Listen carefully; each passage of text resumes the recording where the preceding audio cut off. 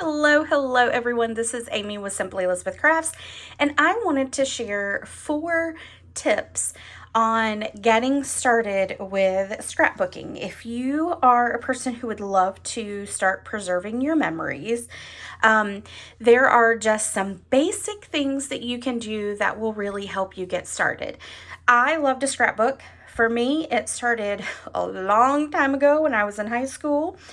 And back then, though, there wasn't what we have today in the scrapbooking world. It was pretty much patterned paper that was already set out for you. It had your little picture areas that you put down, or it had your stickers and things like that.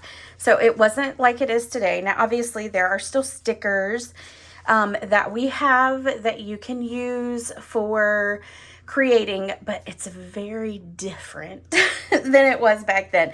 This part right here is a sticker on this layout, which is not something that you would have found when I was in high school. So it would be like a good job or a, superstar or whatever. So scrapbooking has come a long way, and it can be very overwhelming sometimes because of how far scrapbooking has come.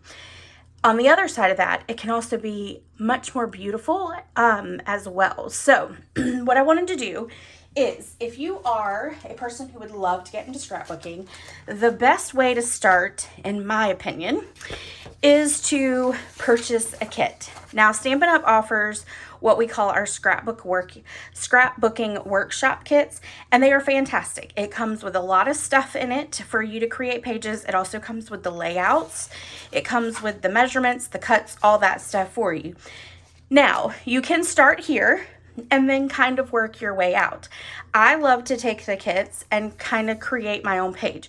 Some I will create exactly how the layout is intended and then maybe add a little bit more embellishment to it. Or I change it completely, like the one I'm showing you here, which should look like this. I started with like a little piece at the bottom and thought, oh, I really like that, but then I didn't like this pattern paper back here. It didn't quite match what was in my head. So then I just kind of went in a totally different direction. Now, when I buy the scrapbook kit, I leave it in the packaging it comes in, because then it can hold all those little pieces and any leftover things that I have. And then it does come with a sticker page, and then I always buy an extra sticker page because I love a lot of the borders that they'll put on, and so I always feel like I need a little bit more. So I do that. So this is tip number 1. Start with something that will make it easy for you to get started.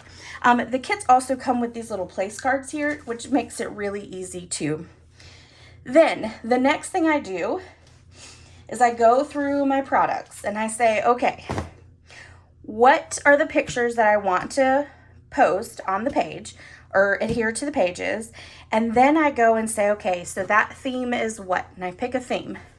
And then I go look through all of my products, whether current or retired, and I kind of pick out and use what I have. And I don't worry about sometimes I don't have exactly what I'm looking for, so then I just wait. I kind of put some things together on it, or I put it in a Ziploc bag and I wait until what I'm kind of looking at in my head comes along, stamp or die wise, and then I create it then. So just know that you can also do that planning. But my second tip is to go through and pull the actual products that you think you're going to use. So stamp sets and die sets. Then my next suggestion, so that's tip number 2, this is tip number 3, is to go and pull all the cardstock colors that you think you're going to need. So what I do is I will typically pull one full sheet of the color that I want, and then I pull out my scrap folder that goes along with it, because I'd rather use my scraps before I use a full sheet, but just in case I may need that full sheet. So I always grab one full sheet and then I grab my scraps, and you can see, like with my pecan pie, I used up all my scraps, which is great, and I used a full sheet. So all right, so then That's tip number 3. And then tip number 4 is to take those dies that you pulled out and just start cutting a whole bunch of different products.